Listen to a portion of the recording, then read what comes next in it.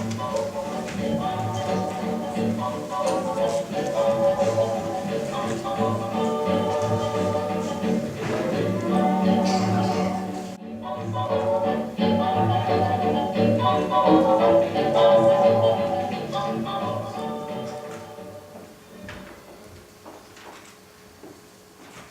lot we arriving in Jim's boat, another lot not far behind. Oh, good evening, Fred.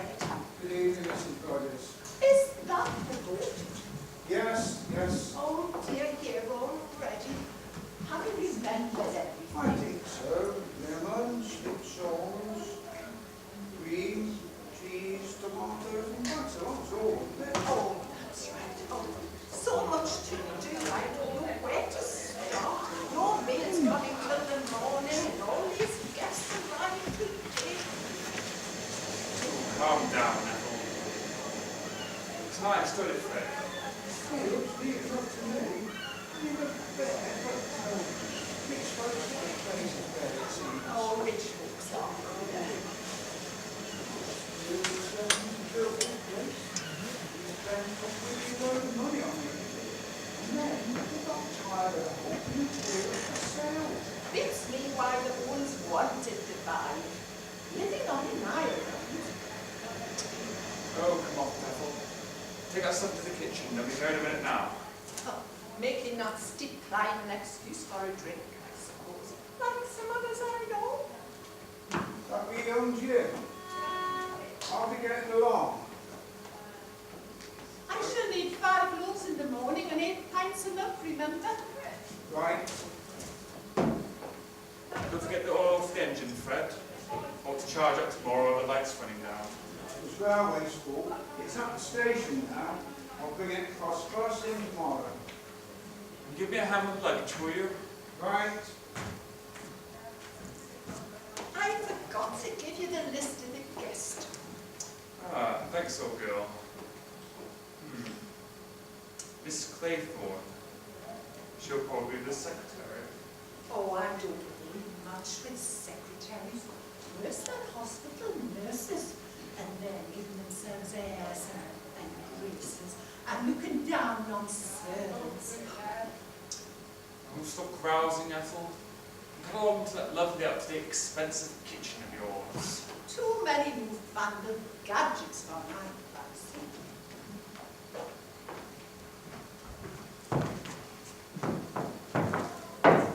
So, this is it. How perfectly lovely. Miss Claythorne. Oh, Rogers. Yes, miss. Will you bring up my luggage and Captain Lombard's? Very good, miss. You've been here before? No, but I've heard lots about the place. From Mr. and Mrs. Owen. No, well, Johnny Brewer, a pal of mine, has built this house. It's a sad and poignant story. A love story. Yes, ma'am, the saddest of all. He was a wealthy old boy, fell in love with the famous Lily Logan and married her. Bought this island and built the house for her. Sounds miserable. Poor Johnny. He thought by cutting her off from the rest of the world, that even telephone as a means of communication, he could hold her. But of course, the family retired to Ivory Tower and to sea. Poor Johnny went back to Wall Street, made a few more millions, and the place was sold. And here we are. I wonder where Mrs. Owen is.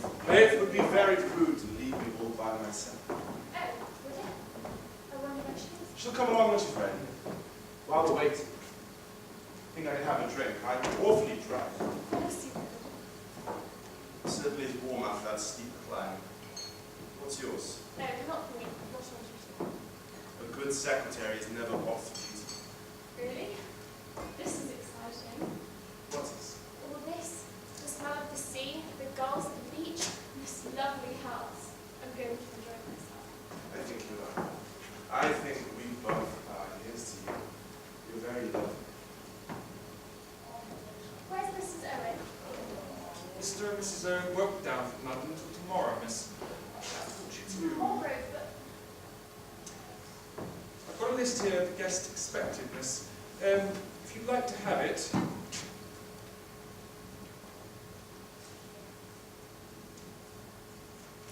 Second boatload's just arriving. thank you. I do say, you will be sweet and happy, won't you? I won't move from your side.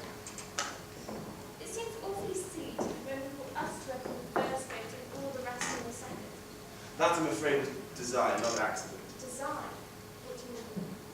I merely suggested to the boatman there was no need to wait for any more passengers. That 5 shillings soon started the engine up. We should. We're not a very interesting lot, are we? I thought the young man was rather nice looking. Callum. Definitely Callum, very, very young. And I suppose he was around in his 30s is what happened. I don't think, my darling, I know. Wizard place you have here. I'm Mrs. Owen's secretary. Mrs. Owen's been detained in London, I'm afraid. You won't be down until tomorrow. Oh, too bad. May I introduce Captain Lombard, Mr. Marston, Anthony Marston. Have a drink? Of course. Will you have gin, whiskey, sherry? Oh, whiskey, I think.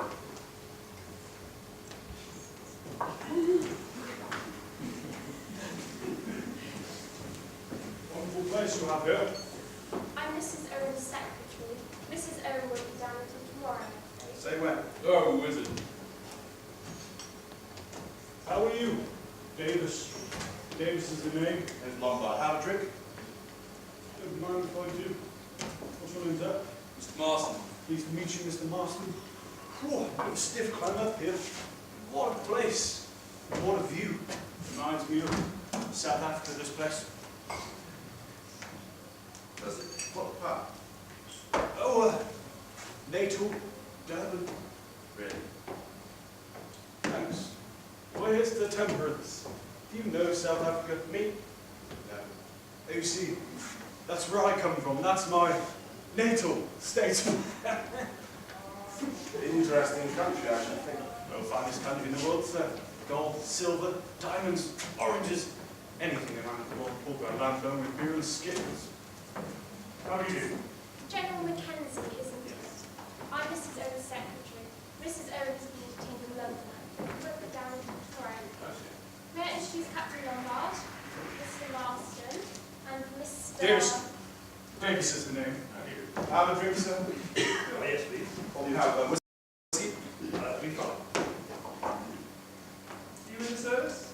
Formerly King's African Rifles. 2 taped me in peacetime. I chucked it. Oh, pity.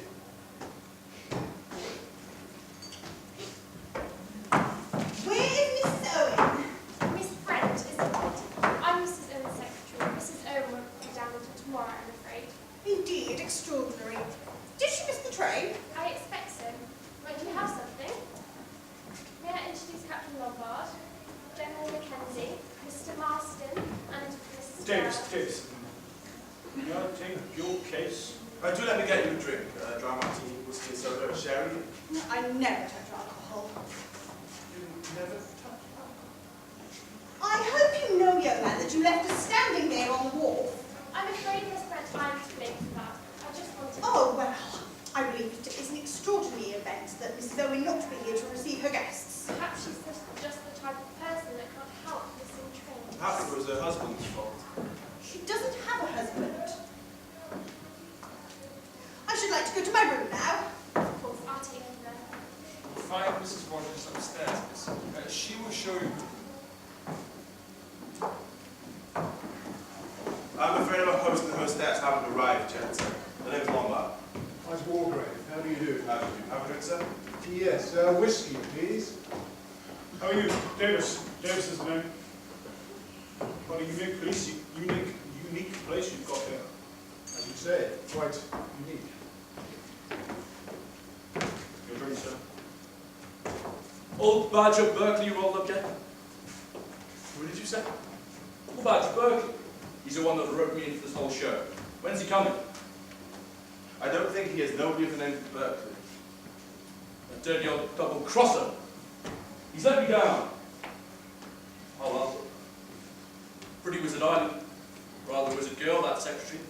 She ought to liven things up a bit. Say, old man, what do you say dressing for dinner, if there's time? Let's go and explore. Wizard. Things a bit at 6s and 7s, or the owner's not turning up. Oh, tricky one. Wizard place for a holiday one.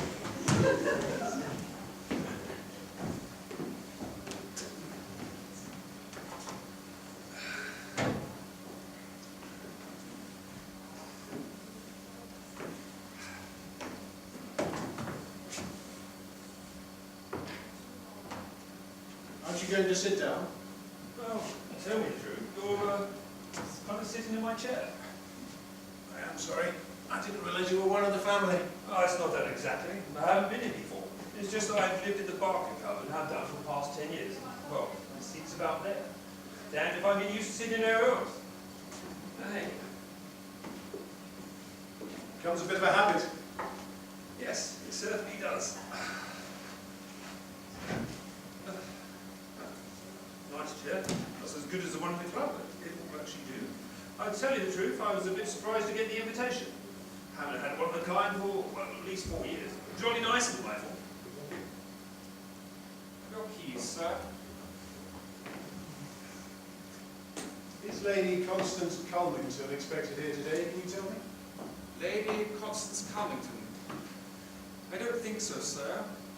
Unless she's coming down with Mr. and Mrs. Owen. Oh,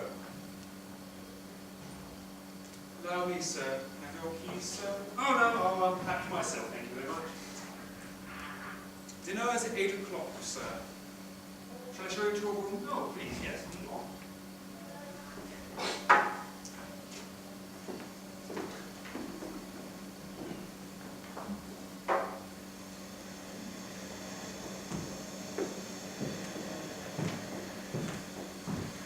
there you are, miss. On guard like this. Who does?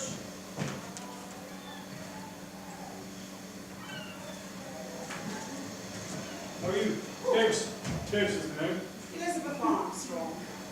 As in Dr. Armstrong. Yes. Thought so. Never forget her face. Don't tell me I've forgotten one of my patients. No, nothing of the sort. I once saw you in court giving expert evidence. Oh, really? Are you interested in law?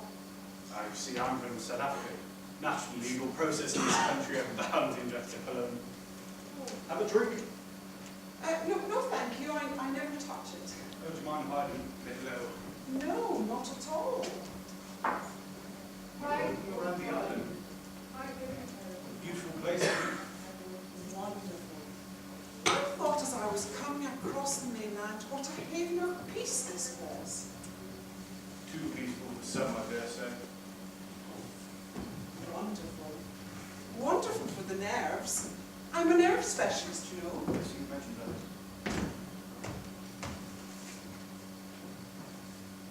Did you come down by there? No, I motored down. Dropped in on a patient on the way. Great improvement. Wonderful response. How long did it take you? Oh, I never hurry. There's no point in hurrying. It's bad for the nerves. Some mannerless young fellow nearly drove me into a ditch near Amesbury. Shot past me at 80 miles per hour. Disgraceful piece of driving. If I'd have got his number, I would have reported him. If only more of us would take the number of these young road folks. Yes. You really must excuse me. I must have a word with Mr. Owen. Oh, Mr. Owen, damn.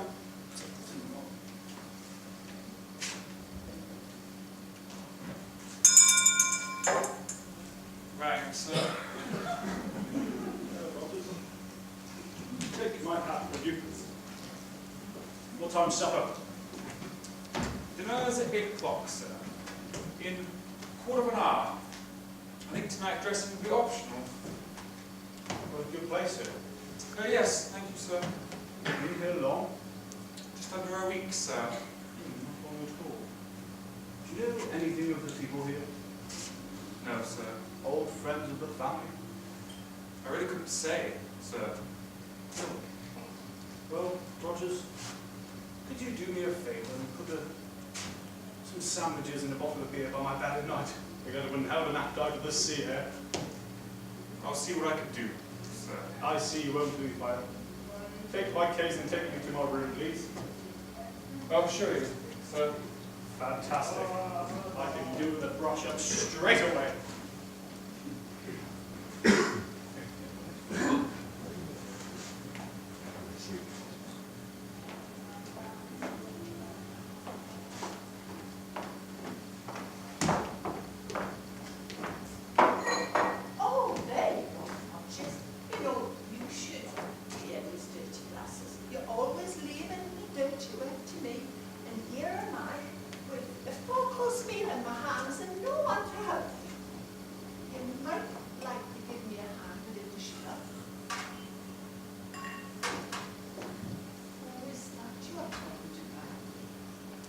Davis, South African gentleman. No class, if you ask me. No money either. I don't like him. I don't like any of them. More like that bunch we had in the boarding house outside. Davis gives out as a good air or something, but you should see his underwear. As cheap as they make them. Well, like I said, it's not treating us right. All these visitors arriving today, and no maids coming till the morning. What do they think we are? Now then. Anyway, money's good. So it ought to be catch me going into service again unless the money was good.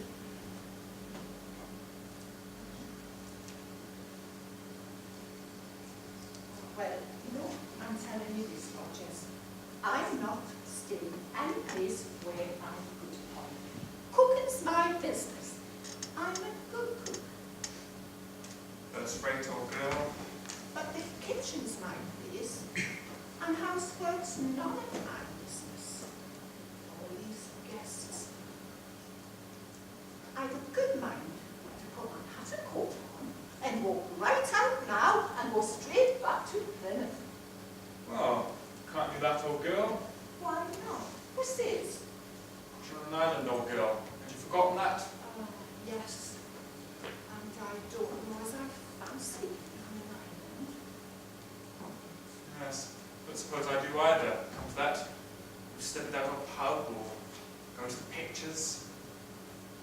Oh well. It's double wages make out the difficulties. And there's plenty of beer in the house. That's what you were thinking about. Now, stop the nagging. You better get back to the kitchen or your dinner will be spoiled. It'll be spoilt already, I expect. Everybody's going to be late. Oh, it's wasted on them, anyway. My goodness, I take this. Dinner won't be long. Just a question of dishes. Is everything all right, Rogers? Can you manage between the two of you? Yes, thank you, miss. My mother talks a lot, but she gets it done.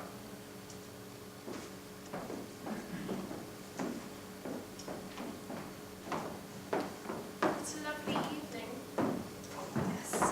Well, it seems very settled. How plainly one can hear the sea. A pleasant sound. And deliciously warm.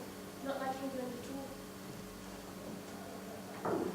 I should have thought you'd feel a little uncomfortable in that. Oh, no.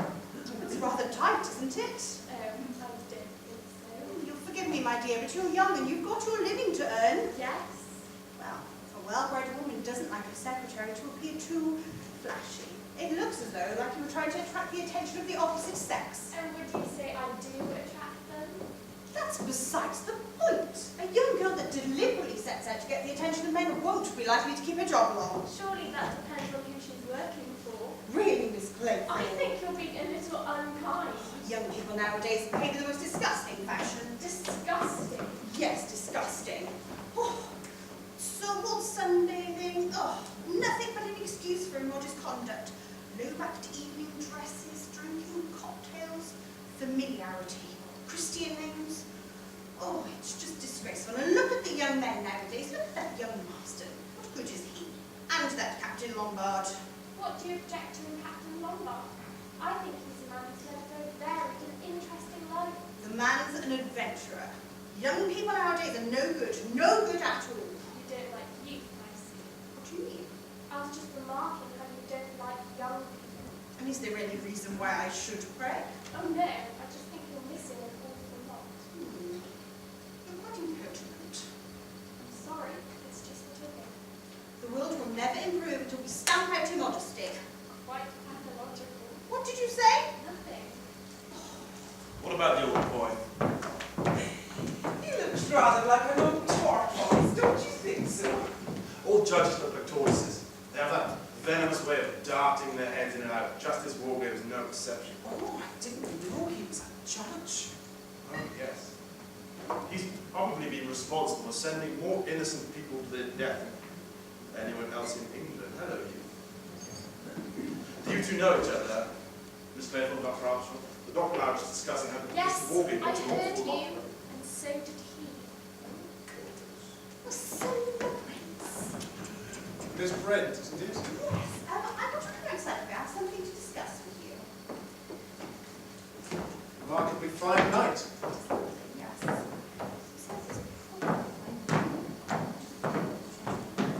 Yes, it's a supercharged sports RT Carlotta. Don't see many of those on the road about.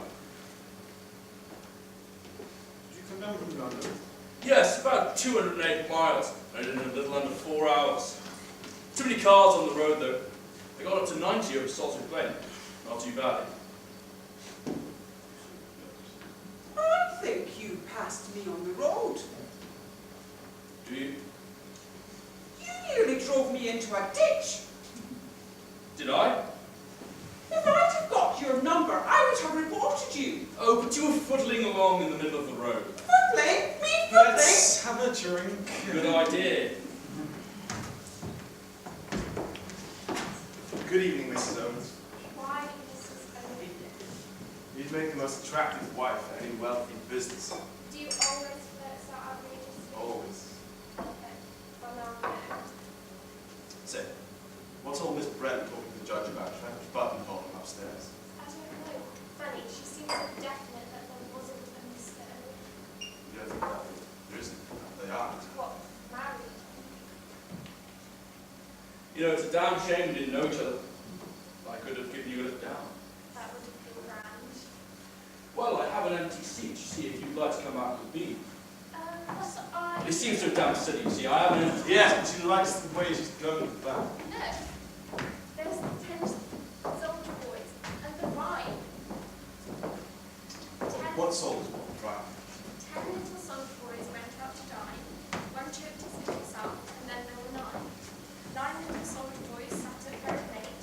One overslept himself, and then there were 8. 8 little soldier boys travelling in Devon. One said he'd stay, and then there was 7. Ladies and gentlemen, silence please. You are charged with these indictments, that you did respectively and at diverse times commit the following. Elizabeth Armstrong, that you did cause the death of Louisa Mary Cleves. William Henry Ball, that you brought about the death of James Stephen Lendor. Emily Caroline Brent, that you were responsible for the death of Beatrice Taylor. Vera Elizabeth Claiborne, that you killed Peter Ogilvy Hamilton. Philip Lombard, that you were guilty of the deaths of 21 men, members of an East African tribe. John Gordon Mackenzie, that you sent your wife's lover, Arthur Richmond, to his death. Anthony James Marston, that you were guilty of the murder of John and Lucy Coombs. Thomas Rogers and Ethel Rogers, that you brought about the death of Jennifer Brady. Lawrence John Wargrave, that you were guilty of the murder of Edward Seaton. Prisoners at the bar, have you anything to say in your defense?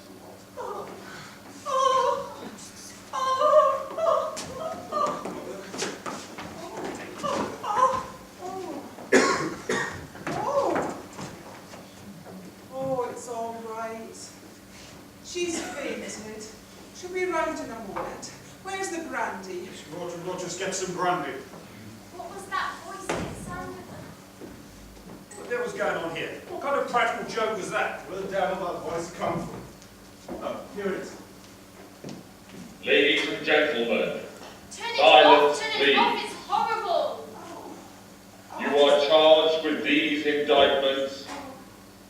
Oh, a disgraceful and heartless practical joke.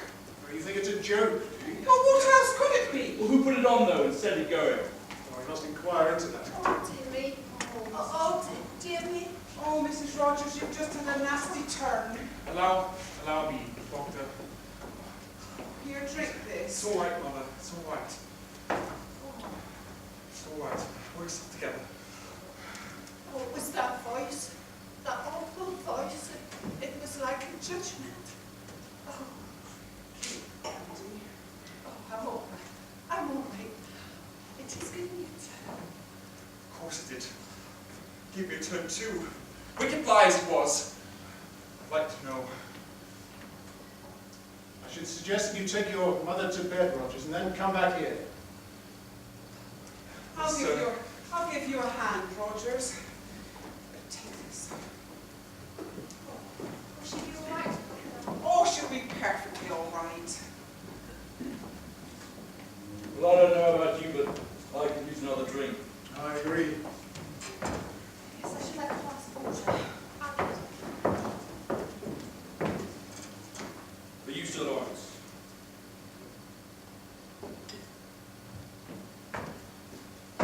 Oh, I've given her a sedative. She'll be all right. Now then, Doctor, you want a drink after all this? Oh, no, thank you. I never touch it. So you said, General, you'll have this one. Oh, yes.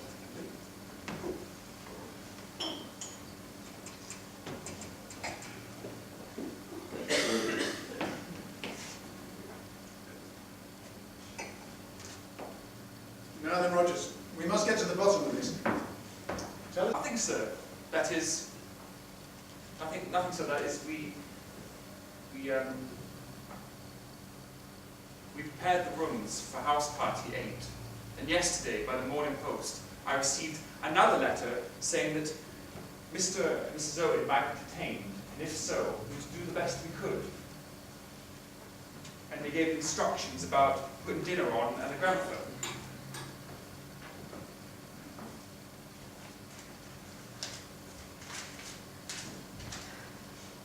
We're headed Ritz Hotel and typewritten.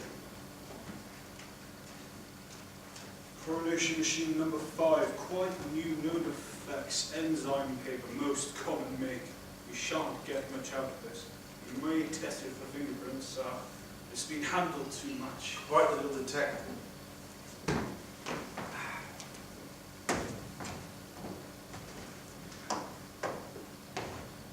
Got a fancy name, hasn't he? Ulrich Norman Owen. Right a mouthful. I'm obliged to you, Mr. Marston. Draw my attention to a curious and suggestive point. I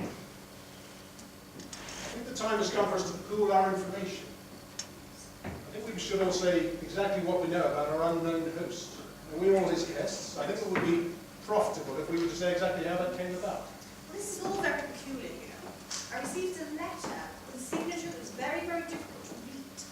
It purported to be from a woman that I met at the summer camp 2 or 3 years ago. But it's very peculiar because I took the name to be Ogden, and I'm quite sure I've never become friendly with anybody with the name of Owen. Do you have the letter, Miss Pratt? Yes, I shall fetch it. Now, Miss Claythorne? I never actually met Mrs. Owen. I applied for a secretarial post at Miss Grenfell's in London. Got this one accepted. You never interviewed by your prospective employer? No.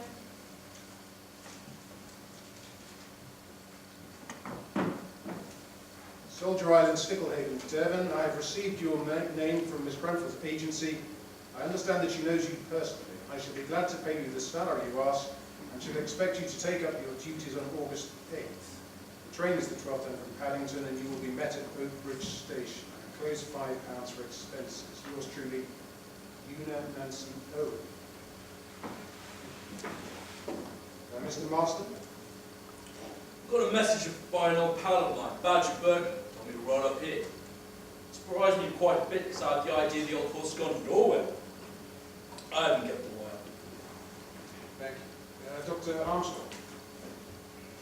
Well, I think I may admit that I was employed here on a purely professional basis. Mr. Owen wrote to me that he was concerned about his wife's health, her nerves to be precise. He wanted a report without her being alarmed. It was therefore suggested that I be regarded as that of an ordinary guest. And so you had no previous connection with the family? No. Yet you had no hesitation in obeying the summons? Well, a colleague of mine was mentioned, and a very handsome fee suggested. I was due for a holiday anyway.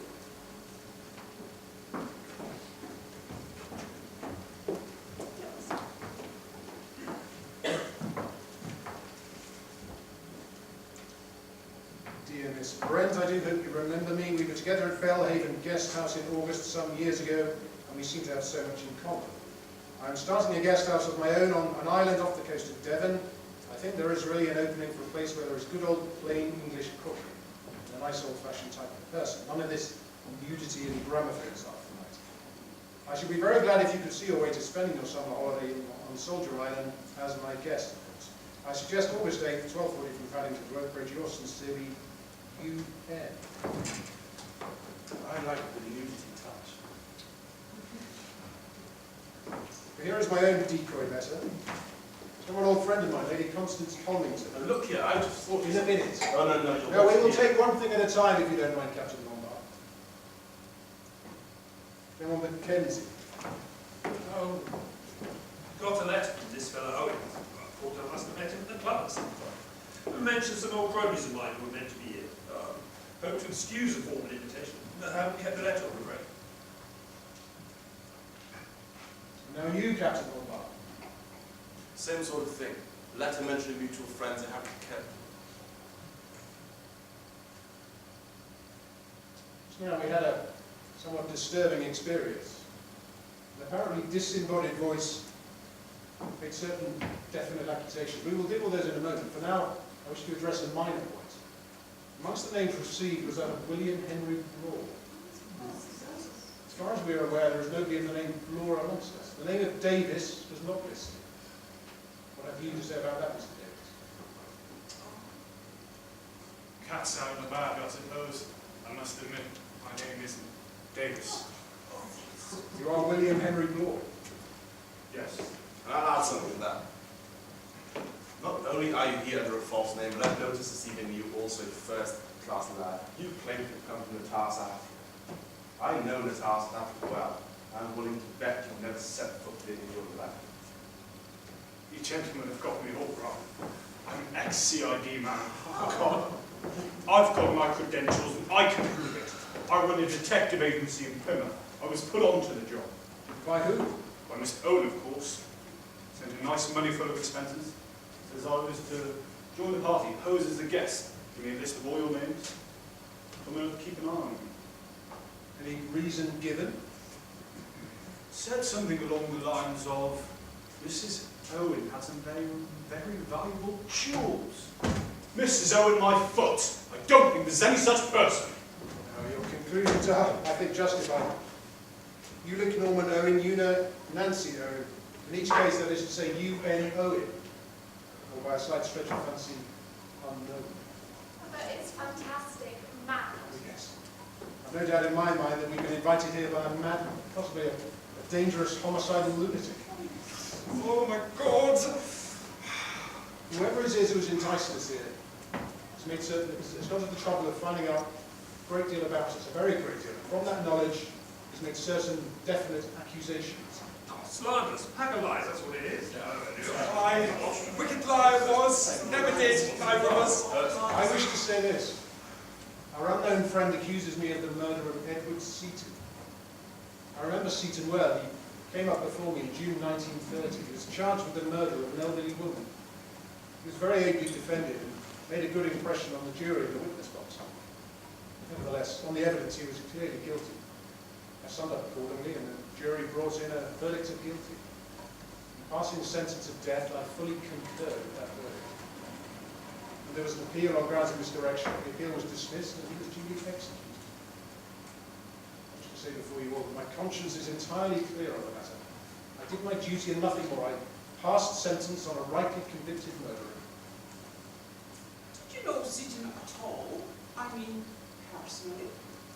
I knew nothing of Seaton previous to the trial. Your boy's a lie, I swear he's a lie. There's a madman, absolute madman. Got a bee in his body. Got the wrong end of the stick all round. It's much better than left these type of things unasked. However, I would like to say there is no truth whatsoever on what he said about young Arthur Richmond. Richmond was one of my officers. I sent him on a reconnaissance mission in 1917. He was killed. I'd also like to say, which I resent very much, the Slough, my wife. She's a wonderful woman, salt to the earth, absolutely, Caesar's wife, indeed. I've just been thinking. John and Lucy Coombs. Must be those couple of kids I ran over near Cambridge. Beastly news. For you or for them? Well, I was thinking for me, but of course you're right, sir. It's bad luck for them too. Of course it was a pure accident, and my license suspended for over a year. How about that? Oh, this meeting's all wrong. All wrong! I couldn't Young men like you are a danger to the community. Well, I couldn't help it. It was an accident. Might I say a word, sir? Go ahead, Rogers. There was a mention, sir, of me and my mother and a Miss Jennifer Brady. There isn't a word of truth in it. We were with Miss Brady when she died. She was always in poor health, sir. Always, from the time we came to her. We've done everything possible for her. We were devoted to her. There's a storm, sir. The night she died. The telephone was out of order. We couldn't get the doctor to her. It was too late. Came into a nice little semi-measured death, I suppose. Miss Brady left us a legacy in recognition of our faithful service. And why not? I'd like to know. What about you, Blow?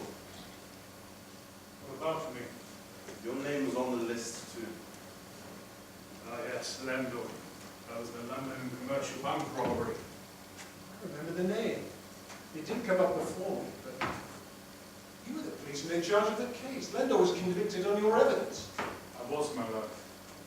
He was sentenced to penal servitude for life. He died in Dartmoor a year later. He was a delicate man. He was the crook. It was him who put the night watchman out. The case was clear from the start. You were complimented, I think, on your able handling of the case. I got my promotion. I was just doing my duty. Convenient word, duty. What about you, Doctor? Well, I'm at a loss to understand the matter. The name meant nothing to me. What was it now? Close? Close? I really don't record having a patient of that name, or it being connected with a death in any way. The matter is a complete mystery to me. It's all such a long time ago. I mean, it could possibly be one of the operation cases in hospital. These patients often come too late, and when things go wrong, it's always the fault of the surgeon. And then it's easier to give up surgery, take up nerve cases. Some, of course, give up the drink. I protest! You have no right to insinuate such things. I never touch alcohol. I never suggested you did. Besides, Mr. Owen is the only one with all the facts. Miss Claythorne? I was nursery governess to Peter Carter. We were in Cornwall for the summer. There was always this boy who was sporting us out, but it was too far. One day I was distracted and he started off. As soon as I saw him, I tried to swim after him, but only twice. Was there an inquest? Yes, I was exonerated by the coroner, and his mother didn't bring me either. Thank you. Miss Brent? I have nothing to say. Nothing. Absolutely nothing. You reserve your defence? There is no question of defence. I've always acted within the dictates of my conscience. What a law-abiding lot we seem to be. Myself excepted, of course. We are waiting for your story, Captain Moore. I haven't got a story. What do you mean? I'm sorry to disappoint you. It's just that I plead guilty. It's perfectly true. I left those men to die in the bush, matter of self-preservation. Oh, did you abandon your men? Not quite the act of a proper gentleman, I'll admit. After all, self-preservation is a man's first duty. Besides, natives don't mind dying. They don't feel bad as Europeans do. inquiry rests there. Now then, Rogers. Who else is there on this island besides from ourselves? And you and your mother? Nobody, sir. You're quite sure of it? Quite sure. Nobody at all. Now don't go, Rogers. I'm not yet clear as to the purpose of our unknown friend in inviting us all here, but it seems to me he's not sane in the accepted sense of the word. He may be dangerous. In my opinion, it would be well if we left this place as soon as possible. I suggest that we leave here tonight. Yes, I agree. Yes, Yes, I definitely. agree. I beg your pardon, sir, but there's no boat on the island. No boats. Fred Narraport comes here every morning. Brings the milk, the bread, post, papers, and takes the orders, sir. Why don't you telephone to the main line? There's no telephone. Bit unsporting, what? What a ferry out this mystery before we leave. All things like a detective story, positively thrilling. My time of life, I've got no desire for thrills. Well, the legal life is narrowing and I'm all for crime. Here's to it.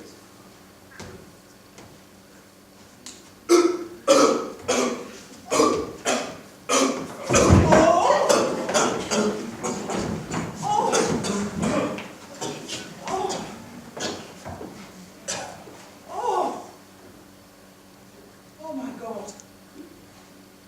He's dead. You mean the fellow just choked and died?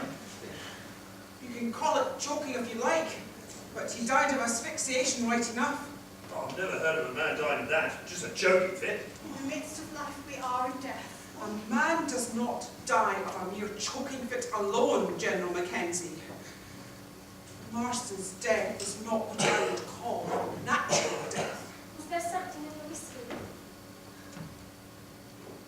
By the smell of it, cyanide. Potassium cyanide, perhaps. Acts pretty well instantaneously. Poor chap.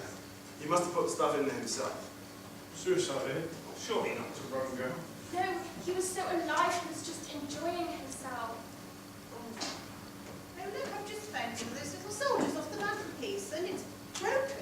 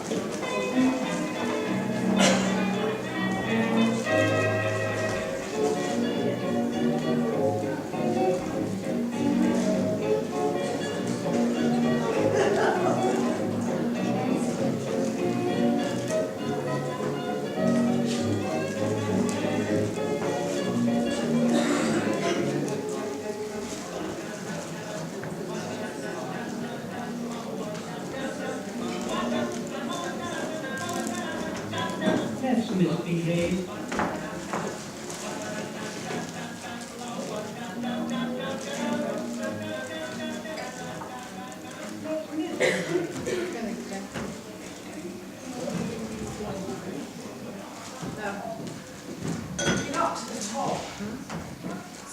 sign of that boat yet. It's very early still. No, still a fellow brings like bread and milk. I'm thought he'd have gotten here by this. Where's breakfast and where's that fellow Rogers? Don't let's bother about breakfast. How's the weather looking? The wind's freshened up a bit. Rather a mackerel scarlet. The old boy on the trains of a Jew some dirty weather. Shouldn't wonder if he wasn't right. Oh, I wish that boat would come. The sooner we get off this island, the better. It's absurd not keeping our boat on the island. No use, Doctor. The wind would come to blow from the southeast, and the boat would be dashed to pieces against the rocks. But a boat would always be able to make us from the mainland. That's just what, Miss Brent. You mean we should be cut off from the land? Rye beater, condensed milk and tin stuff, till the gale will blow himself out. But you needn't worry, the sea's only a bit choppy. I feel that the benefits of living in an island are rather overrated. I wonder if that boat's coming. It's absurd the way this house is built slap up against the cliff. You can't see the mainland till you climb to the very top. Or shall we go up there again? What's spot now the boils, Doctor? There's no sign of both around there just now. But what can that man Narracott be doing? They're all like that in Devon, never hurry themselves. And where's Rogers? He ought to be about. If you ask me, Mr. Rogers was pretty badly rattled last night. Yes. Ghastly. The whole thing. Goodness sake. Got the wind freshened up. I take it even better that him and his mother did do that old lady in. You really think so? Never seen a man more scared, guilty as hell. Fantastic. The whole thing fantastic.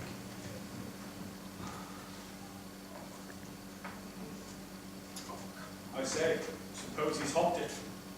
Who? Rogers? But he can't have. There's no boat on the island. You just said so. I can think we only have Rogers' word for that. Suppose there is one and he's got nipped off in it first thing this morning. Oh no, he wouldn't be allowed to leave the island. Sleep well, General? I dreamed. I don't wonder at that. Dreamed of Leslie, my wife, you know. Oh, yeah. I wish Narracott would come. Who's now? You know the fellow that brought us over yesterday? Oh yes. Was it only yesterday? Yes, I feel like that too. Batty, gramophone, records, suicides. It's all about a man can stand. I shan't be sorry to see the back of Soldier Island, I give you my word. You don't seem to understand. How strange.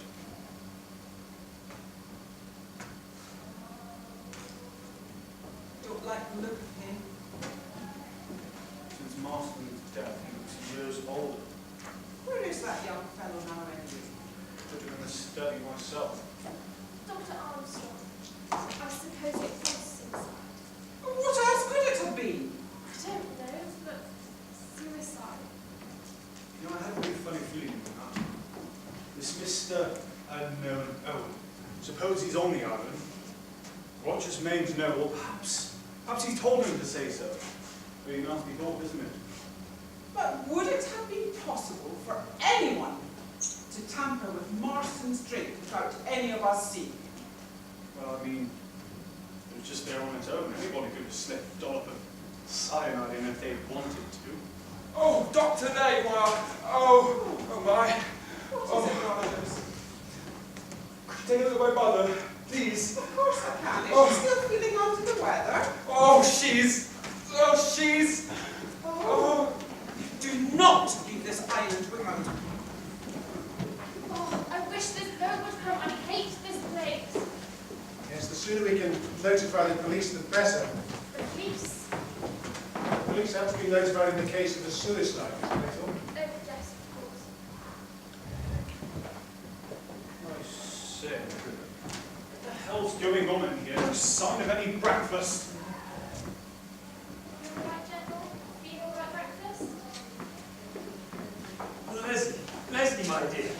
No, I'm Vera. Vera Claythorne. Oh, sorry, forgive me. I wrote that. It was my wife. Oh, I was waiting for her, you see. but I thought she was dead long ago. Well, yes, I thought so too, but I was wrong. She's here, on this island. Good morning. Good morning, Captain Lombard. Good morning. Soon to understand myself. Boat here yet? No. late, isn't it? Yes. Good morning. You'd like to come for a swim for breakfast. It's too bad it is. Too bad you overslept yourself. You know, you must have pretty good nerves sleeping like that. Nothing makes me lose my sleep. Did you dream of African natives by any chance? No, the dream of convicts on Dartmoor. Look here, I don't find it. Yes, you started it. I'm hungry. What about breakfast? Whole domestic staff seem to have gone on strike.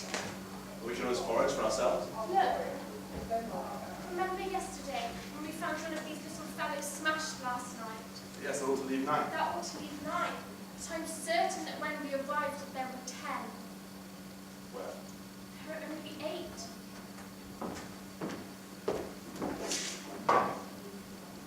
so there are. I think it's queer, don't you? Probably only were 9 to begin with. You assume there were 10. It's not silly, right? What's the matter, Doctor? Mrs. Rogers is dead. No. How? Died in her sleep. Rogers thought she was still under the influence of the sleeping draught I gave her and came down without disturbing her. He lit the kitchen fire and did this room. Was alarmed that she had not yet come down and had gone up to have a look at her. He did not like the look of her and came out hunting for me. She's been dead about 5 hours, I should say. Was it? Not. Impossible to say. Could it be? Gave her some sleeping powders last night. Yes. I gave her a mild dose of Lumino. Didn't give her too much, did you? Certainly not!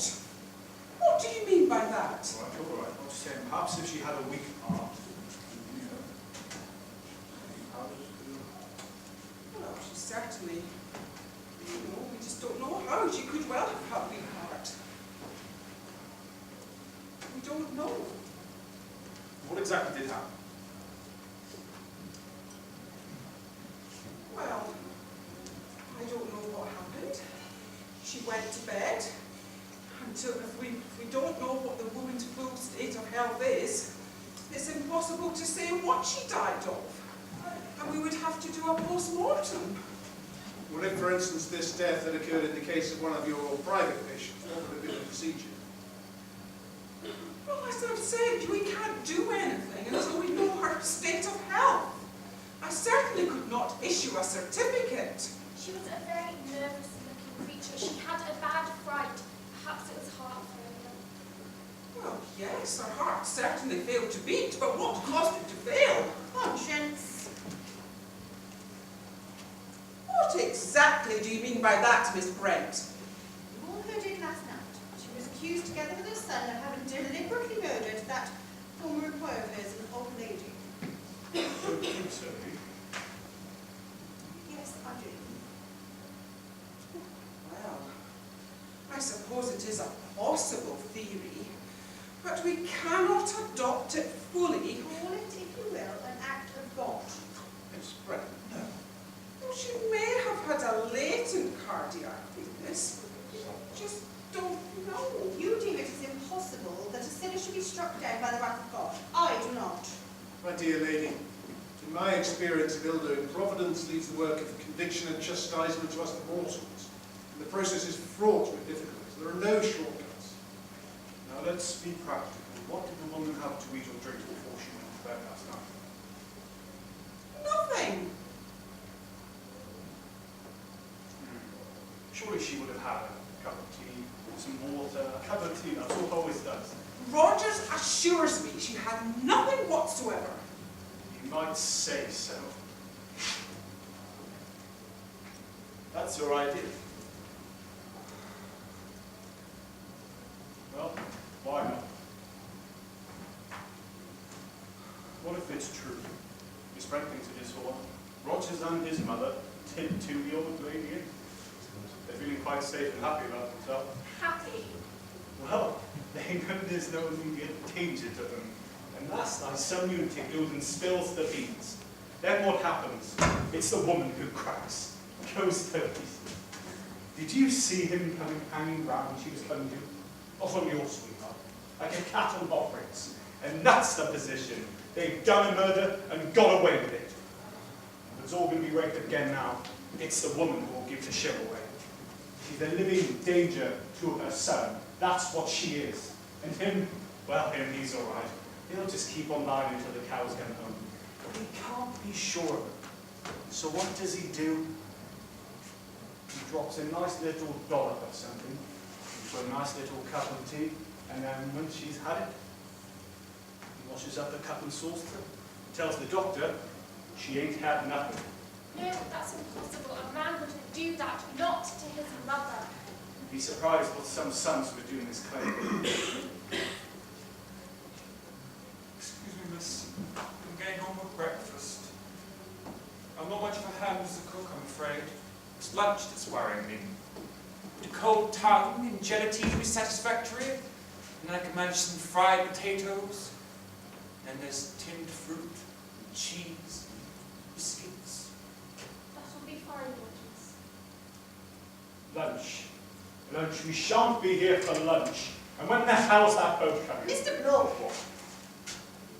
You'll pardon me, sir, but the boat won't be coming. What? Fred Narracott. He's always here before 8.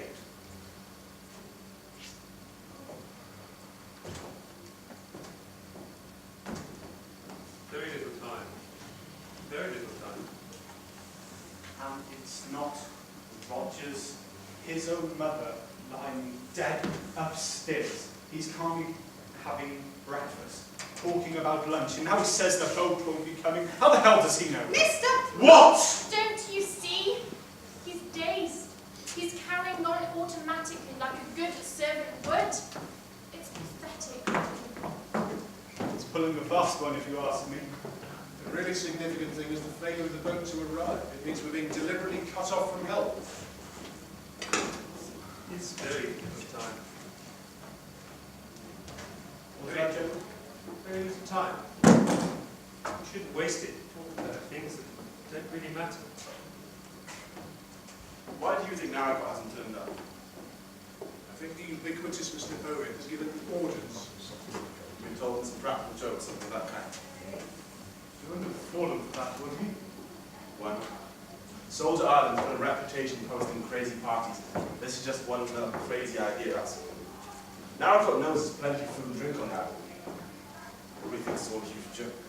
Couldn't we light a fire at the top of the mountain? Someone will see it. That'll have been provided But against. can't we do something? There is something we can do. We can find the funny gentleman who staged this entire joke, Mr. Unknown Owen. I'll bet you anything like it's somewhere here on this island. The sooner we find him, the better. As far as I'm concerned, he's mad, as it has a dangerous rattlesnake. It's hardly a very good simile, Captain Lombard. The rattlesnake at least gives warning of its approach. Warning, my God, that's our warning! 10 little soldier boys. There were 10 of us, and Narracott left, weren't there? 10 little soldier boys going out to dine. One went and choked himself. Marston choked himself. And 9 little soldier boys sat very late. One overslept himself. Overslept himself! That last part fits Mrs. Rogers rather well, don't you think? You mean he wants to kill us all? Yes, I think he does. And each one has to fit with the ride.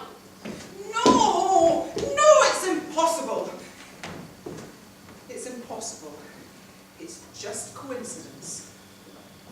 It must be a coincidence. Only 8 little soldier boys here. I suppose that's coincidence too. What do you think, Paul? I don't like it. But there's no one else on the island. I'm not so sure of that. Oh, this is terrible. None of us will ever get off this island. Oh, just shut up. Don't you agree, Miss Lawrence? Up to a point, yes. Well, the sooner we get to work, the better. Come on, Wolf. Come on, Doctor. We'll make short work of it. I'm ready. I don't suppose anyone's got a revolver. I suppose that's too much to ask for. I do. You are?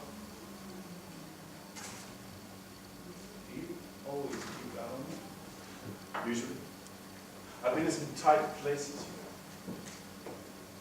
Well, you've probably never been in a tight place now. There's some homicidal lunatic on the island. He's probably got a whole arsenal, and he'll use it.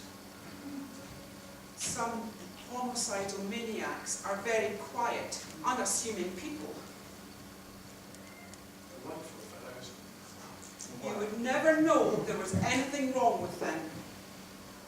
Well, since then they don't turn out to be one of them, and then we'll leave them to you, Doctor. If not, let's go search the island. Lombard, you do the house. right. Has ought to be easy enough. No secret door. Sliding paths. Lombard, remember, you might want to get him before he gets to you.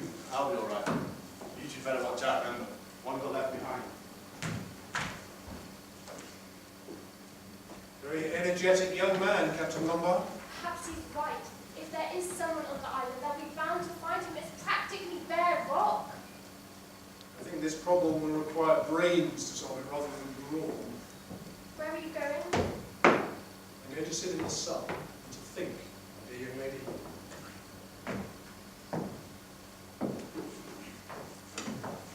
And where do you put that scheme wall? It's upstairs. Don't want to go and find it for me. No, I shall go.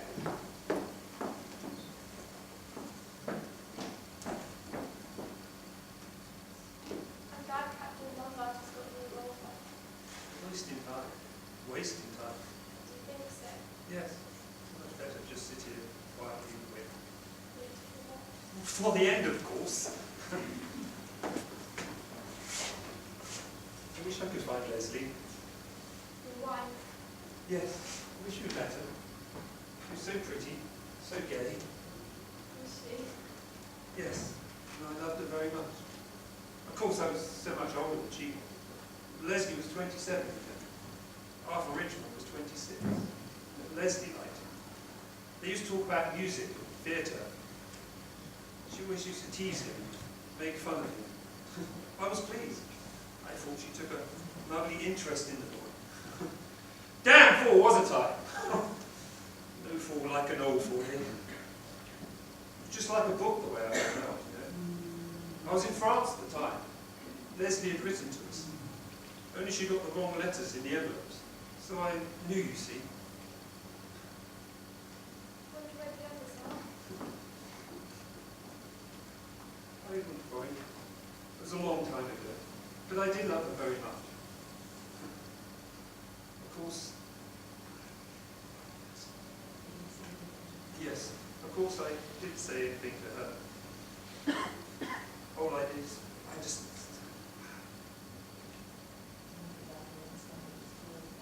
Yes, I didn't say anything to him. All I just had was kept it inside, a slow, murderous rage. Damn the young hypocrite! I liked the boy. I trusted him.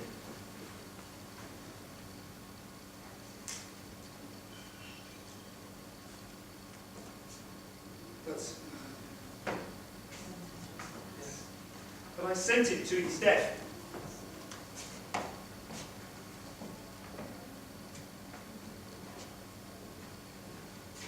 You know.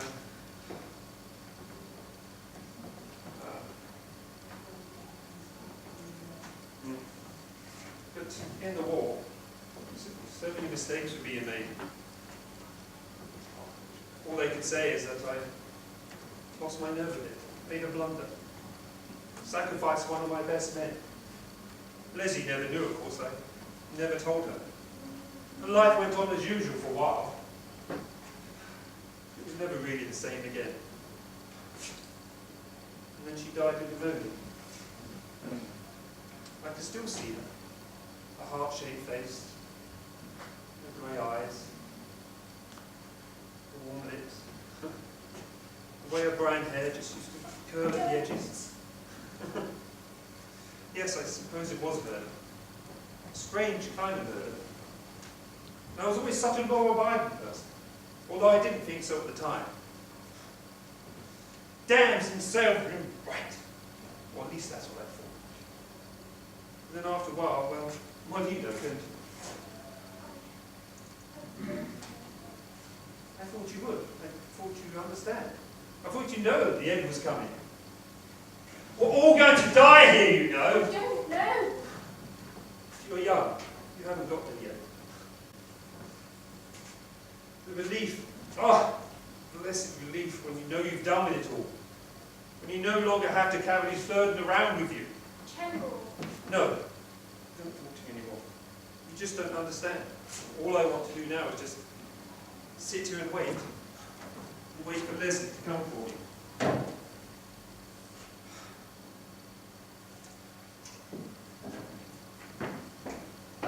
All clear.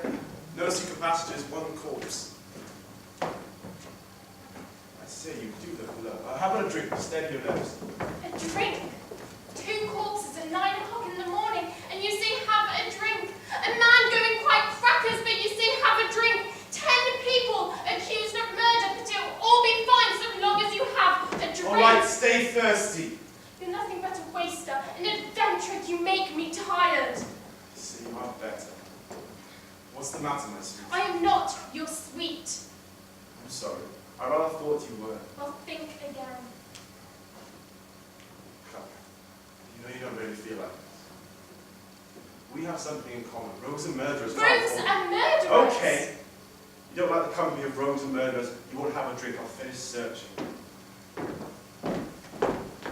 Unpleasant young man. I can't find it anywhere. What's the matter? Mr. General, I think he's ill.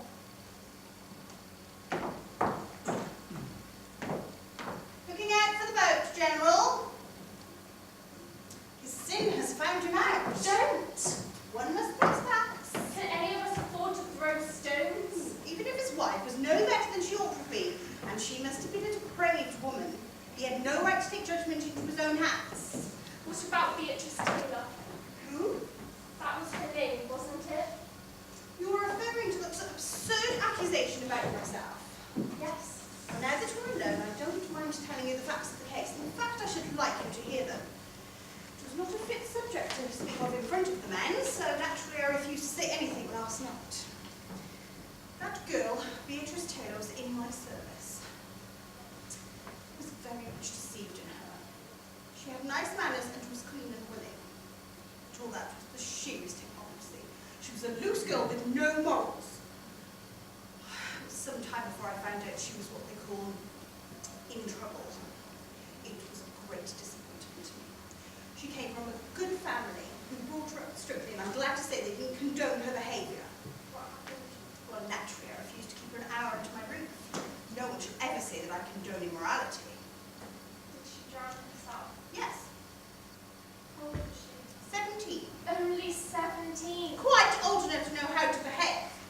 I told her what a low, depraved thing she was.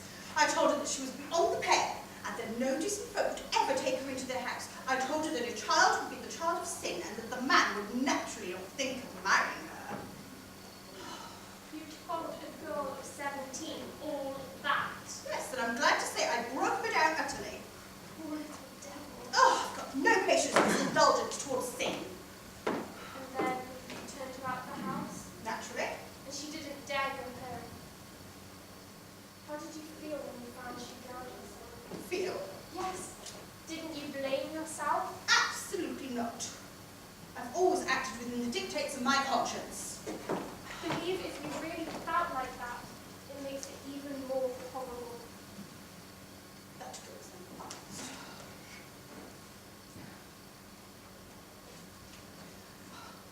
Then the Lord said to Moses, rise up early in the morning and wait for Pharaoh as he goes Breakfast out. is ready. Be quiet!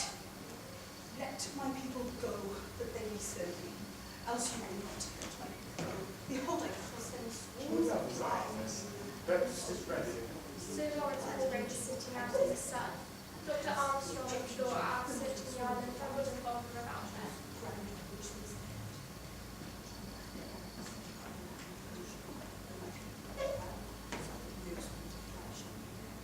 Breakfast is ready.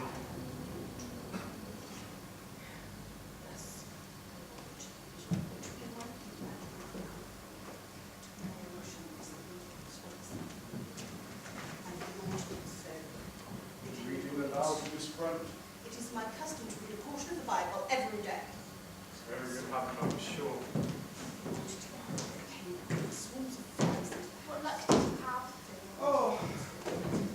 no boat on the island, no caves, nowhere to hide, and no one to hide anywhere. That's right. There's no one in the house but ourselves. The search is from attic to cellar. There's no one. Breakfast is getting cold. Breakfast. Come on, boy, be yelping for breakfast. Everything's got here. Let us eat, drink, and be merry, for tomorrow we die. Who knows, perhaps even today. You should be ashamed of such levity, Captain Lombard. Come on, General. Breakfast, sir. General.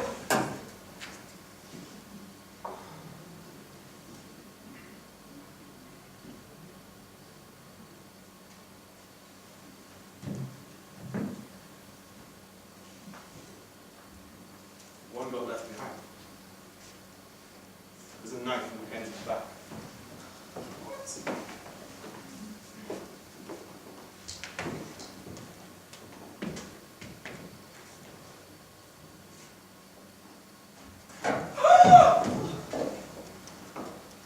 Oh, he's dead. He's dead. Who could have done it? Only us on the island. Exactly, my dear sir. Did you realize that this clever and cunning criminal is always comfortably one step ahead of us? That he knows exactly what we are going to do next and makes his plans accordingly? There's only one place, you know, where a successful murderer could hide and have a hope of getting away with it. One place? Where? Here, in this room. Mr. Owen is one of us.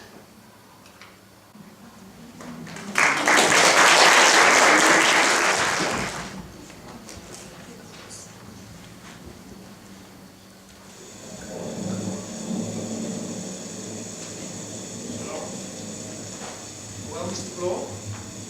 I wanted to get you alone. You were right in what you said earlier. That murderer is one of us, and I think I know what you are. Really? I heard of the Lizzie Borden case. Old couple killed in America with an axe. The only person who could have done it was the daughter, a respectable middle-aged spinster. Incredible. So incredible that they acquitted her. They didn't find any other explanation. So your solution to the problem is Miss Emily Brett? That woman is mad as the hand. Religious mad, I tell you. And she's the one you better watch her. Really, I'd formed the impression that your suspicions lay in a different route. It's the word. I'll tell you why I've changed my mind. She's not scared. I'll tell you why she's not scared.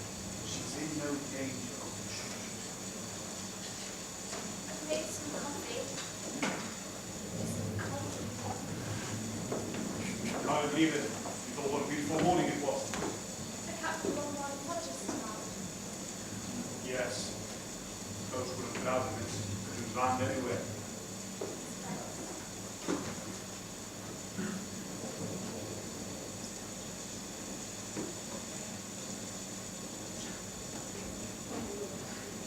You were right in this season of going to let your mother see this music. You feel much better. Court always adjourns for lunch. All the same, it feels so weird. I think we must hold an informal court of inquiry. We may at least be able to eliminate some innocent people. Haven't you a hunch of anything of Miss Claypool? If Miss Clayton suspects one of us three, that is rather an awkward question. I don't suspect any of you. If you ask me who I suspected, I'll say Dr. Armstrong. Dr. Armstrong. Yes, because don't you see, she's far and away the best chance of killing Rogers, Mrs. Rogers. She's a doctor, she could have given him an overdose of sleeping stuff. But remember, someone else gave her the brandy. Well, her son had a good opportunity of administering a drug. It's not Rogers. He hasn't got the brains to fix this sort of stuff. Nor the money. Oh my God, it's something like a storm. It's only you. I hope Rasputin dies now. Is that coffee? I'm taking the coffee now, you see. Such a restraint in the face of danger is nothing short of heroic. I do not, of course, profess to be a weather prophet, but it seems to me that a boat would not be able to make it in under 24 hours, even if it were aware of our plight. Even when the wind drops, the sea has still to go down.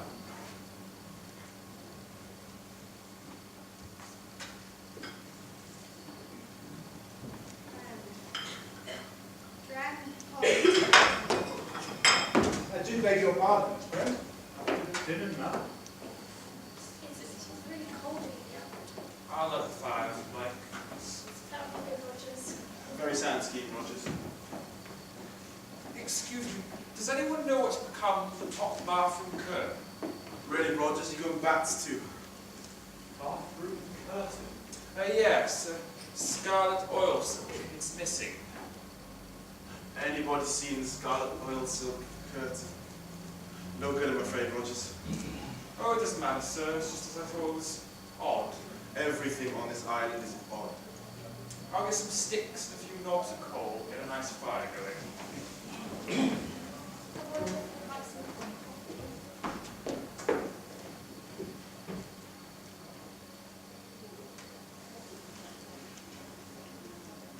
In spite of what Miss Claythorne said earlier, I don't think it's you. You're known all over England. Dr. Armstrong? She's a well-known doctor. Mr. Gore, that proves nothing. Judges have gone mad before now. So have doctors. So have police. Yeah. Well, he wants He'd rather make himself a nice cup of tea. Do you think you ought to take Dr. Armstrong in the car? I will take it up if you like. I'll take it. I want to change. Yes, do go and change. She might prefer to see me, Captain Elmer. She might not admit you. You might be afraid of your revolver. Ah, yes. That revolver. Please feel the change. What were you going to say? I'd like to know why I brought a revolver down. What's supposed to be a little social visit. You do, do you? I've led a rather adventurous life. Got in the habit of keeping a revolver handy. It's a pleasant feeling, don't you think? Well, no, we never kept them on us. Suspicious fellow you are, Paul. I know a fishy story. If it's about that revolver, I'd like to hear what you've got to say about it. Well, I got a letter asking me to come here as a guest of Mr. and Mrs. Owen. The writer heard of a reputation for being a good man in a tight spot. There'd be some danger. I'll be alright if I kept my eyes open. I've never fallen for it. I did. I was born, God, I was born in this tame country. It's an intriguing proposition, you must admit. Too vague for my liking. That was the whole charm. It aroused my curiosity. Curiosity killed the cat. Yes, quite. Do go and change, please. I'm going, my sweet. Maternal instinct, I think it's called. Don't be ridiculous. It's a tall story. Why didn't you just tell the truth from the start? He possibly thought that this was exactly the emergency for which he was being prepared. Perhaps it is. I hardly think so. It's just Mr. Owen's way of luring him into the trap like a little bit of cheese in the trap like the rest of us. He must have known him well enough to rely on his curiosity. You're telling him the truth. I don't like it. I wouldn't trust that man of yard. Oh, we must get out of here! We must before it's too late! The thing we must not do is to give away to nerves.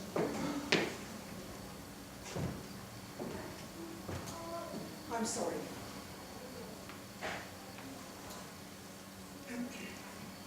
It's rather a case of physician heal thyself. I've been so overworked recently. Oh.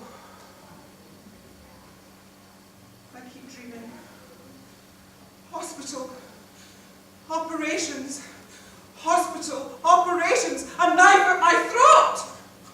Real nightmares. Oh. Yes. Yes.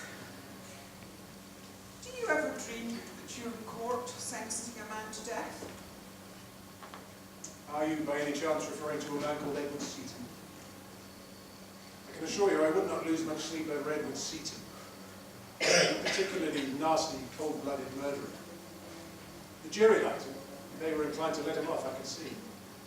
However, cooked Seaton's goose. Oh, it's cold in here.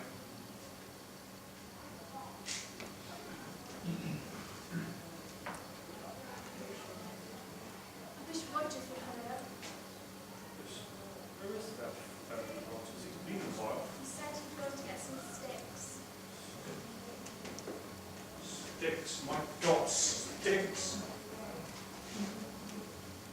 My God. There's only 5. Rogers. Rogers! Rogers! How to go off like a madman. You seen Rogers? Why should I? 2 more soldiers have gone. 2.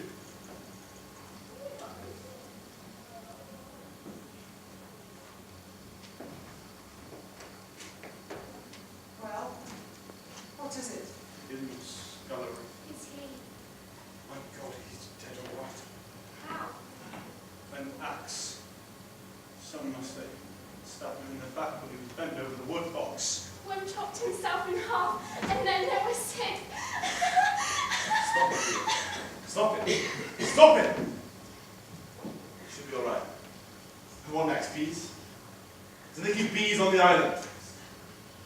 That's the next verse, isn't it? 6 little soldier boys were playing with a hide and bumblebee stung one, and then they were 5. We all be surprised. What's wrong with any of us?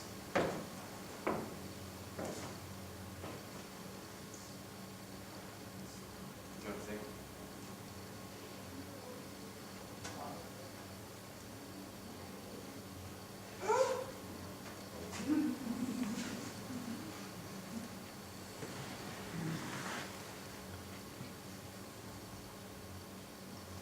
Hypodermic syringe. Whilst she was sitting there, one of us. Us. Which one was?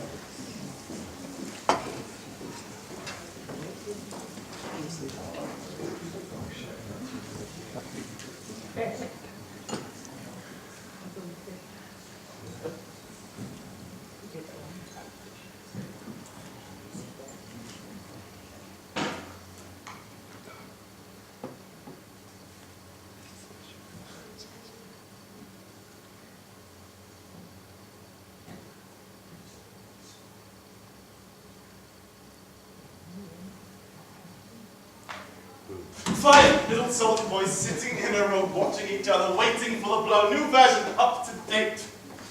Will you stop your facetiousness?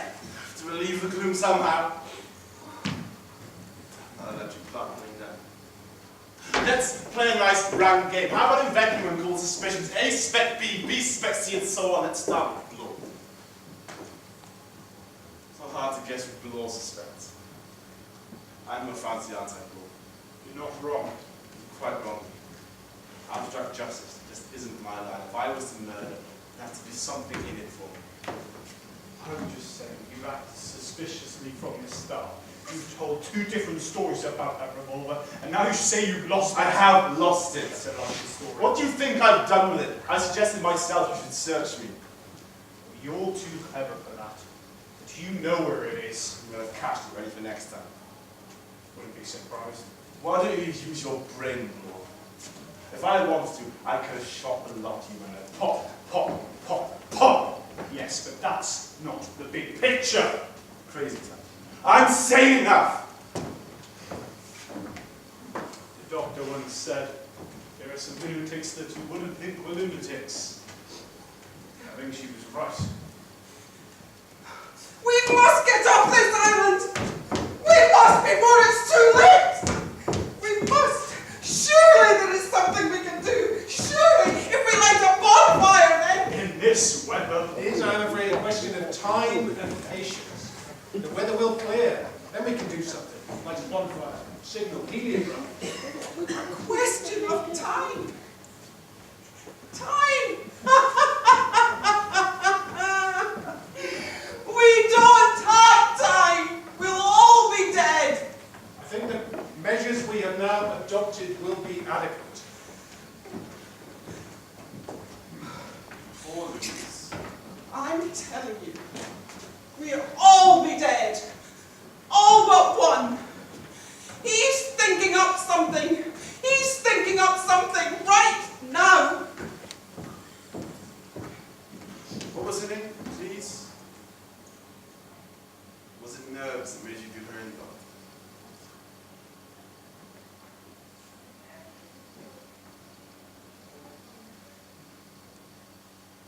No. Drink. I used to be a heavy drinker. Oh, I was drunk when I operated. Oh my God, such a simple operation. My hand shaking all over the place. I can see her now. A big, heavy, countrified woman, and I killed her! I was right, that's how it was. Sister knew, but she was loyal to me and to the hospital. I gave up alcohol. I gave it up altogether and went in for a study of nervous diseases. Very successfully. Oh, yes. Yes. One or two important women, one or two important friends, and they talk. And for the last couple of years I've been so busy I've got to the top of my profession. Until along came Mr. Unknown Owen, and down will come Crane, the doctor and all. Will you stop your damnable sneering and joking? Please, we can't afford to quarrel. My mummy, I apologize. It's this terrible inactivity. It just gets on my nerves. We have adopted, I feel convinced, the only measures possible. As long as we remain together, all within sight of each other. A repetition of the tragedies that have occurred this must be impossible. We've all submitted to a search. We know that no one has firearms or a knife on their person, nor has anyone cyanide or any other drug. As long as we remain, as I say, all in one place, nothing can happen.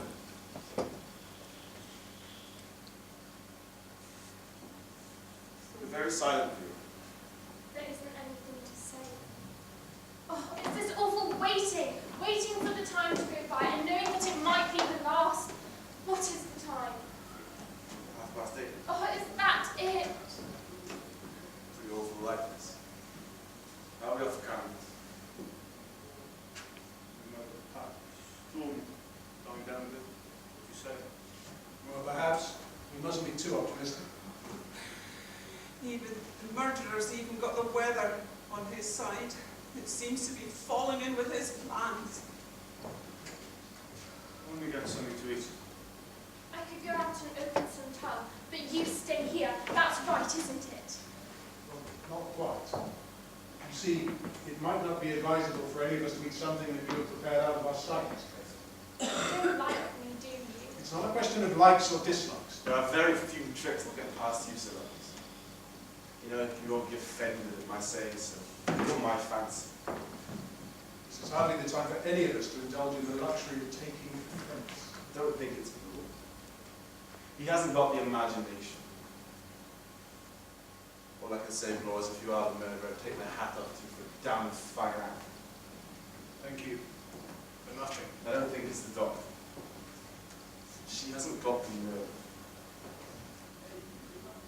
You've got plenty of nerve. On the other hand, you strike me as eminently sane if you'd only murder with a thoroughly good motive. I thought of something. Splendid! Animal vegetable mineral. That man says he's a police officer, but we've got no proof of that. He only said so after the gramophone record. Before that, he was pretending to be some South African millionaire. Well, perhaps this police officer is another one of his impersonations. What do we know about him? Absolutely nothing. He's a policeman, all right. Look at his feet. Enough from you, Captain Lombard. Well, now we know where we are. By the way, Doctor, Miss Claythorne suspects you.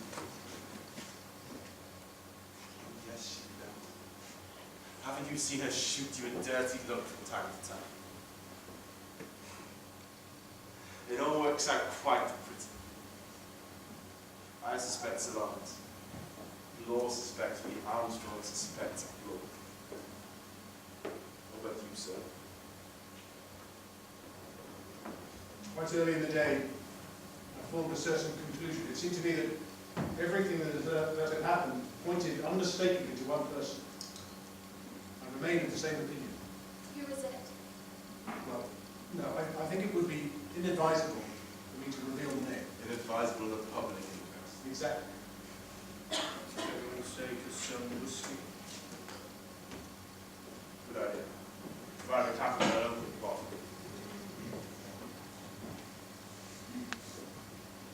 So why don't I just get some biscuits? Good idea. I'll go get one in the kitchen. Oh, Law. Yeah. An unopened tin of Law.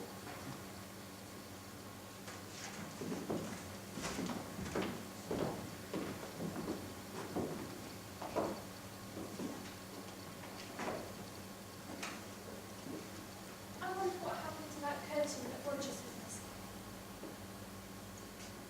With wild stretch of imagination, I cannot think of any homicidal unit that wanted the scarlet oils of the Things curtain. seem to be disappearing. My spread skein of knitting wool. And the murder of whoever he or she is a kleptomaniac too. How does it go? 5 little soldier boys Going in for Law. One got in Chancery. in Chancery. But how could that apply? Unless, of course, And that is why I am sitting right here with the young lady. Yes, but I am casting you the role of murderer, not victim. The term in chancery can apply to a boxer. Perhaps you start a free fight. Since let you out,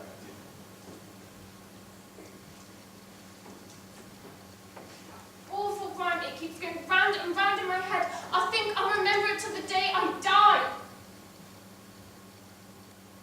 Was a long time. I expect a big bad wolf's garden right now. I have asked you before, Captain Lombard, to try to restrain your rather peculiar sense of humour. I'm sorry, it must be a form of nervousness.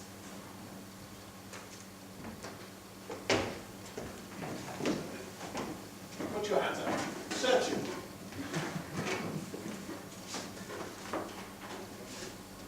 No, thank you. You've had no dinner. I couldn't eat anything. I warned you all the wolf a lot. I don't see why you need to be so funny, Captain Lombard. Starving ourselves won't do us any justice.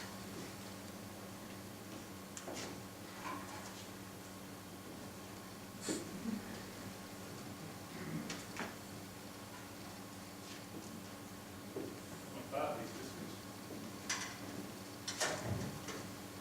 I will offer cigarettes. I haven't got any. I've run out too. Fortunately, I am a pipe smoker. I have a whole box upstairs in my suitcase. I'll go back there. Make sure that you will stay where you are.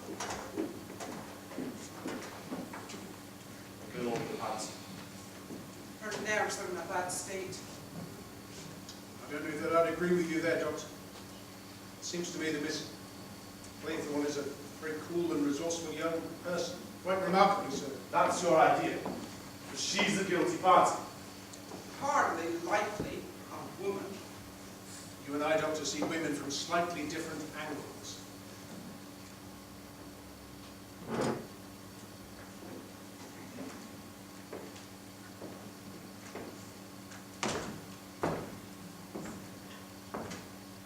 Not bad, the biscuits. Cheese? Cheese? And salad. Oh!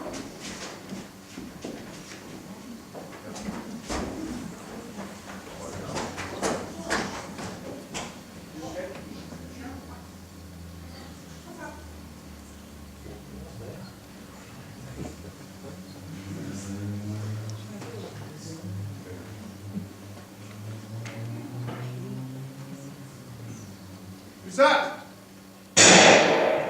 Why that? Philip, Philip, where are you? I've lost you. I'm here. Why can't you have some light? It's awful in the dark. You can't see where you are.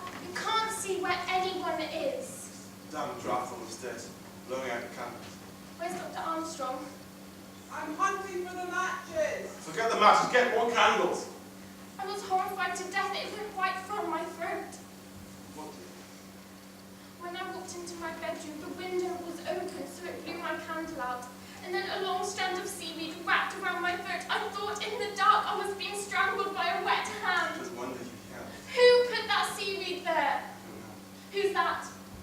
It's all right, Miss Claythorne. It's only me. Find that shot. What just happened?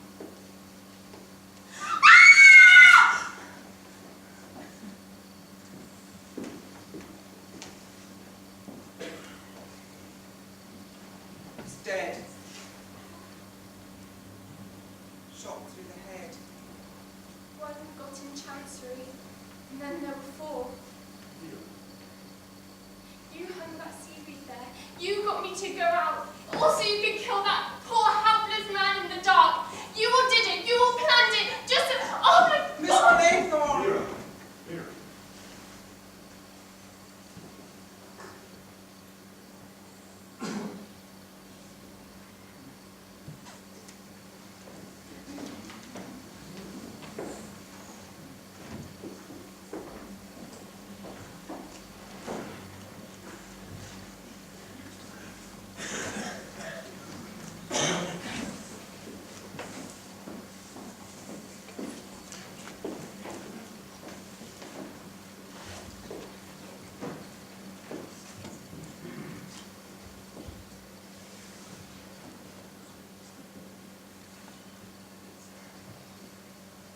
Three little soldier boys sitting in a row thinking as they guzzle who's the next to go. Oh, Philip, It's all right, Miss Claythorne. I don't mind joking.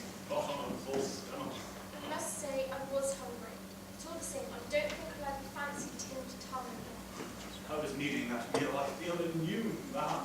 Nearly 24 hours, that food that does lower the morale. Somehow in the daylight, everything seems. You mustn't forget, there's still a homicidal lunatic somewhere loose on this island. And why is it that one doesn't feel jittery about it anymore? Now we know. Been any doubt who the murderer is, April? That's right. It was the uncertainty before, looking at each other, not knowing which. I said all along it was Dr. Armstrong. You did, my sweet. Until, of course, you went completely bats and suspected us all. Allowing it is Armstrong. What happened to her? We know what she wants us to think has happened to her. What exactly did you find? One shoe. Just one shoe sitting prettily on the cliff's edge in fairness. Dr. Armstrong has gone completely off the running and committed suicide.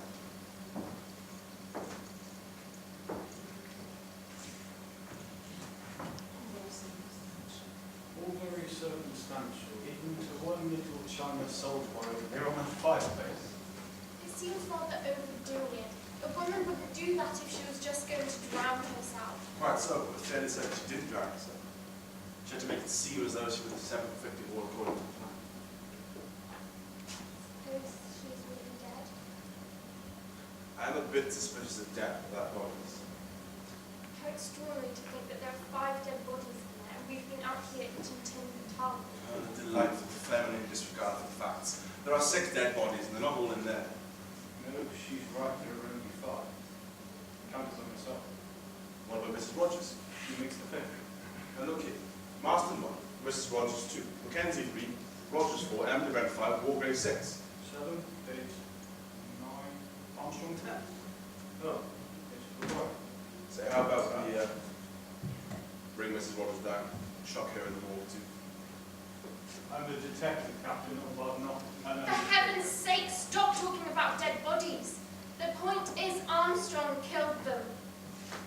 We should have known it was Armstrong all along. What exactly happened in the night?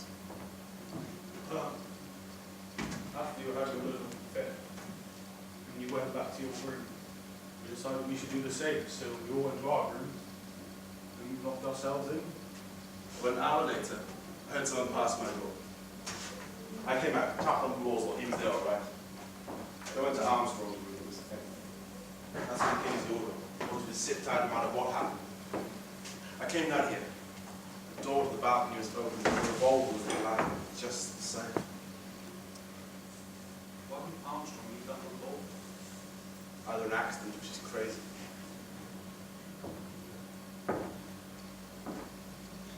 Where do you think she is? Look, waiting to have a crack with one of us. We ought to search the house. Are you sure you heard nothing last night?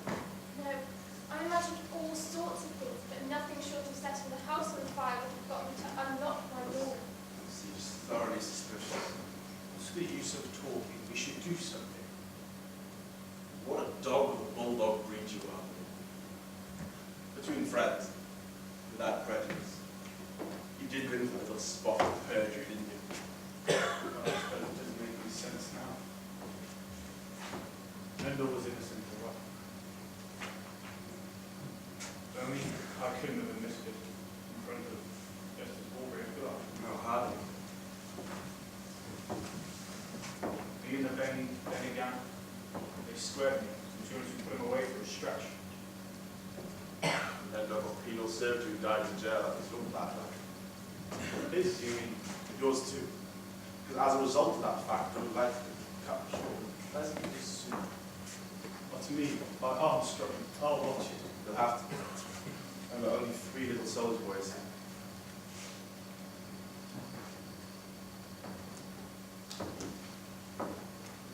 Okay. So what's next? 3 little soldier boys walking in the zoo. A big bear hugged one, and then there were 2. That's not very good. There's no zoo on this island.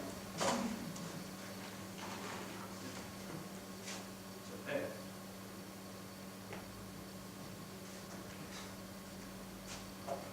Stupid. What do you say? Shall I go grab some beer? Do some thinking about your stomach pulls, craving the food and drink will be your undoing. Let's find this an open bottle of beer in the kitchen. Yes, and if anyone wanted to get rid of you, the first place they'd think of putting a lethal dose would be in a nice bottle of beer. But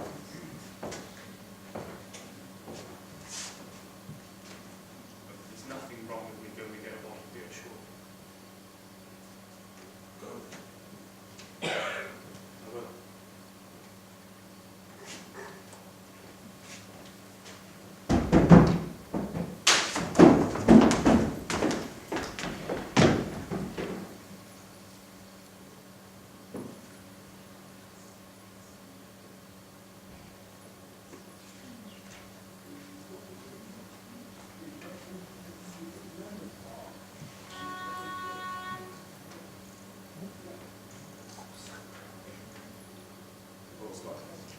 How?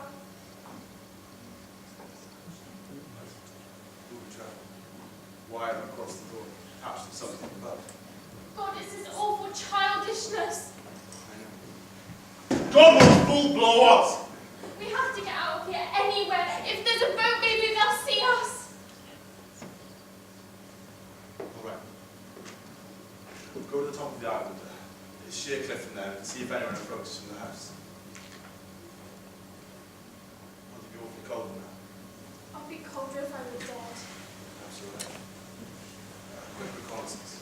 Be careful. I'm not below. Windows above.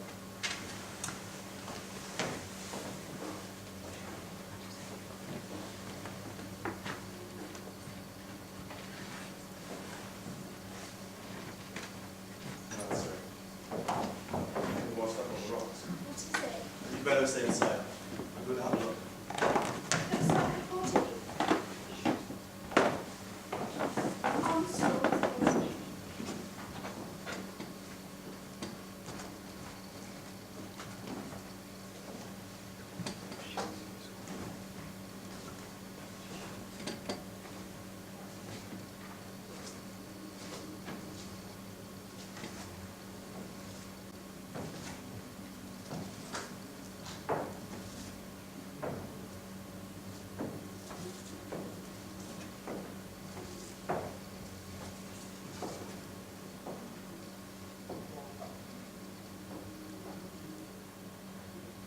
It's Armstrong. Drowned. Washed up in high water. Now we know where we are. Now we know where we are. Pretty tricky doors that wire. Old Wargrave always knew you were dangerous. You! did kill that kid after all. No, I didn't. You have to believe me. I didn't.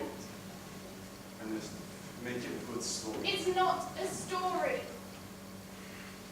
It was absolute hell. Peter was born after his father was dead. If he was a girl, he would have wept.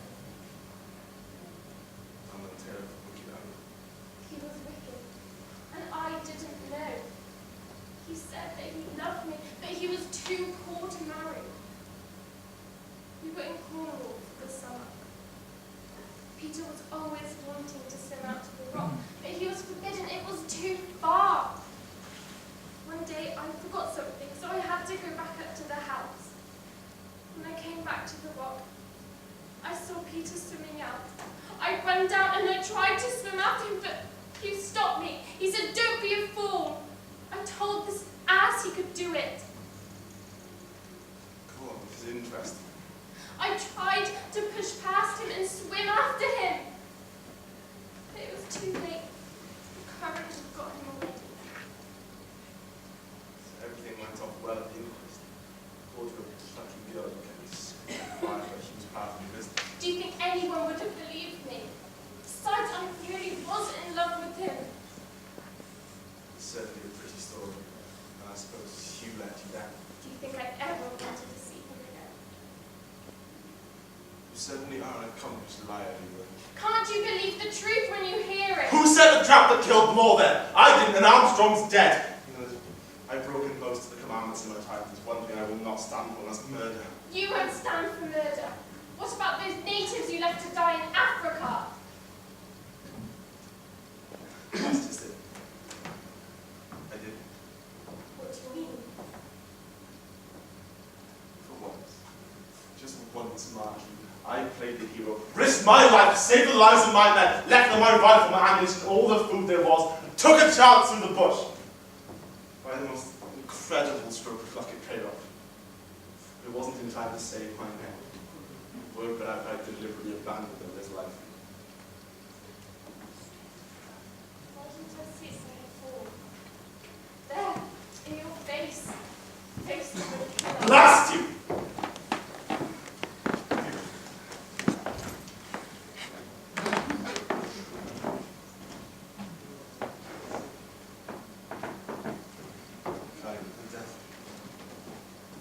One step further, I'll shoot.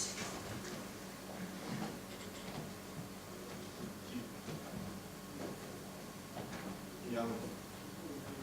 Well, quite mad.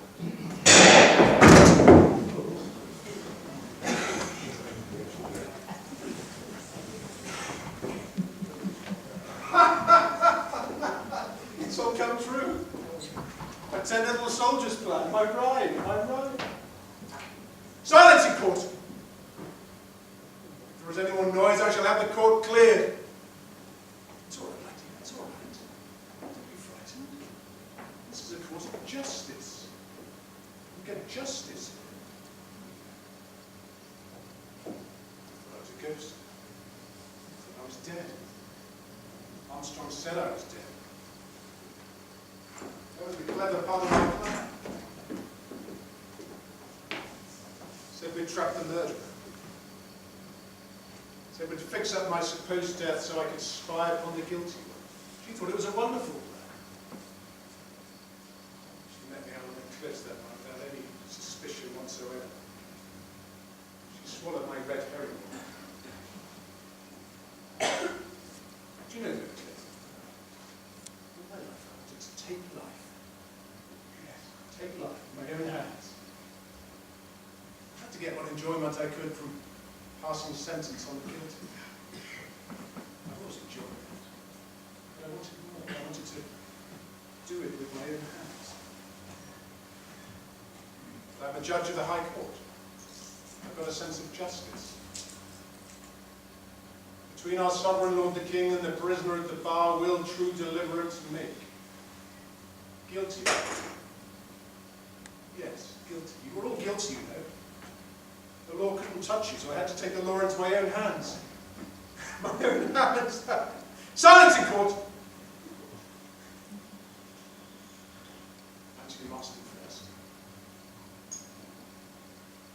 Mrs. Rogers, Barberton and Brandon, Mackenzie, stands. Doped Emily Brent's coffee so she wouldn't feel the syringe. Got Rogers while he was chopping sticks. Booby trapped for Law. Law's a fool. I always knew it would be easy to trap Law.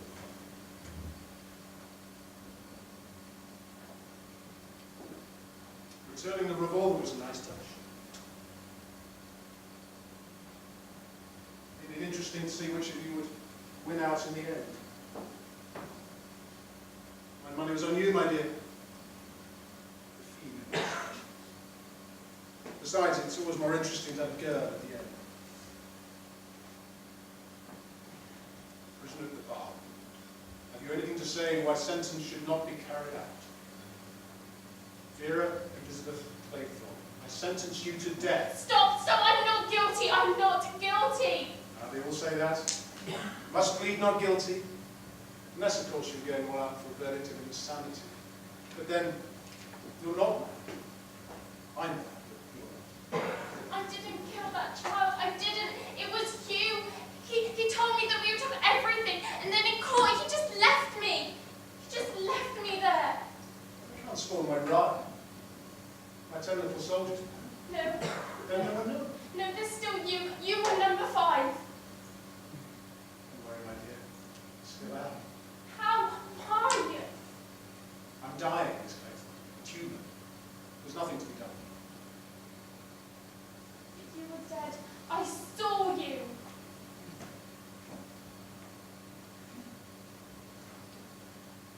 It's a simple deception.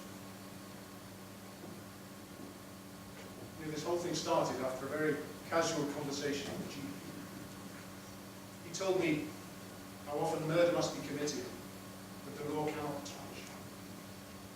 He told me of a particular case, a mother and her son, who looked after an old lady, whose death was caused by the withholding of restorative drugs, and they stood to benefit very substantially from that death.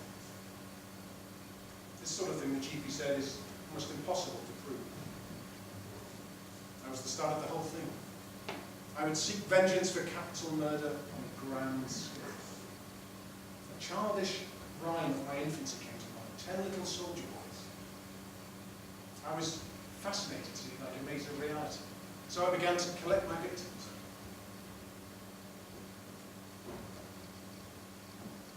Now I think there is a little more to say.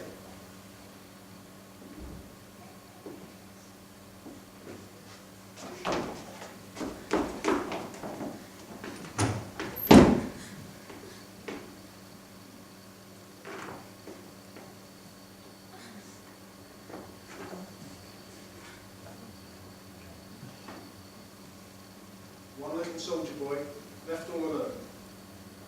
He went and hanged himself. Then there were none. 10 little soldier boys went out to dine. One choked his little self, and then there were 9. 9 little soldier boys sat up very late. One overslept himself, and then there were 8. 8 little soldier boys travelling in Devon. One said he'd stay there, and then there were 7. 7 little soldier boys chopping out sticks.